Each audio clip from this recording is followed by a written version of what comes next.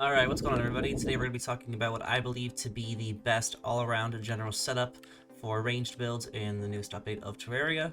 So to start out, the weapon we're going to be using is the SDMG. You get this one from the Moon Lord, and you're going to want to go ahead and go to the Goblin Tinkerer and change it up to Unreal Prefix. That way you can get the plus 15% damage, plus 20% speed, and all the other buffs that you see that are added to it.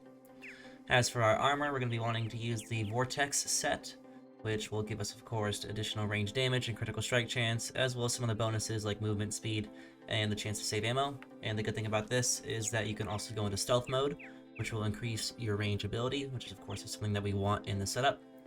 And since we are on a master mode world, we have 7 accessories, so if we go ahead and go over those, they all will have the menacing prefix, so they all will get an additional 4% damage. And to start out, we have the Celestial Starboard. That's going to be our version of the wings. That way we can fly around and dodge enemies. And the good thing about the Starboard is that you can go into stealth mode while you're riding it. That way you can get that increased range ability while being able to fly. Additionally, we have the Destroyer emblem, the Avenger emblem, and the Ranger emblem. All these emblems will either add increased range damage or increased overall damage, as well as some critical strike chance. We also have the Sniper Scope and the Recon Scope. Both of these will add increased range damage and critical strike chance, which of course, again, just adding to our damage output, which is something that we definitely want to have. And then our last item is the Celestial Shell, which adds additional critical strike chance and additional damage to all types.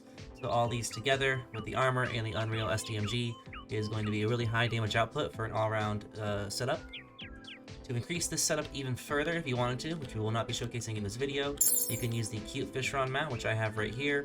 And if you fly through liquid, if you have like a cloud setup with either honey or water, you will gain additional movement speed as well as additional damage.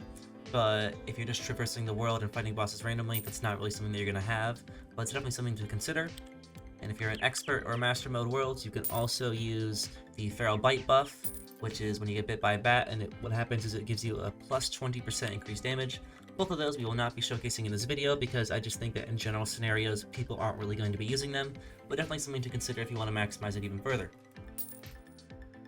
As for the buffs, we are just going to be showcasing the Rage Potion, which gives increased critical strike chance, as well as the Wrath Potion, which increases our damage.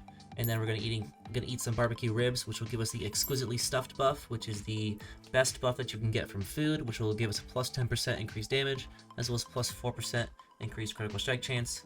As you can see on screen, we're going to go ahead and add up all those numbers right now, so you can get an idea of how much more output we're getting from all these accessories, all these prefixes, all these buffs. And we'll go ahead and test it out here in a moment when it becomes nighttime on some of the bosses, some of the mechanical bosses. It's important to note too that you can use really a variety of ammo types. I have crystal bullets, chlorophyte bullets, and luminite bullets. It really depends what kind of resources that you have available. Obviously the luminite bullets have the highest range damage, as well as the fact that they can literally shoot through enemies. So if we go over here actually to our test dummies, we can go ahead and showcase some of the damage output.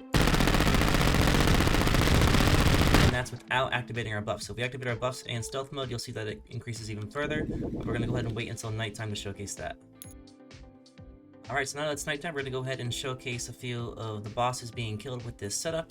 It's also a good thing to note too that we're not using anything else like iron skin potions and all that stuff. We're just kind of showing the damage output that this build has, or the capability of it rather.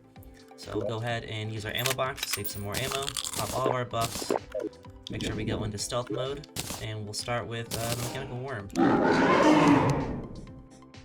Find out where he's coming from. Get it right in, and he'll get melted just like that. Got the mechanical eye as well. Not reason luminite here. So we're not tracking them, but still, you can see, we're not even flying around. We can fly around here, we can hover, and I mean, we'll just absolutely annihilate everything. And then if we go back over to our test dummies, make sure that we enter stealth mode with it, find a good line.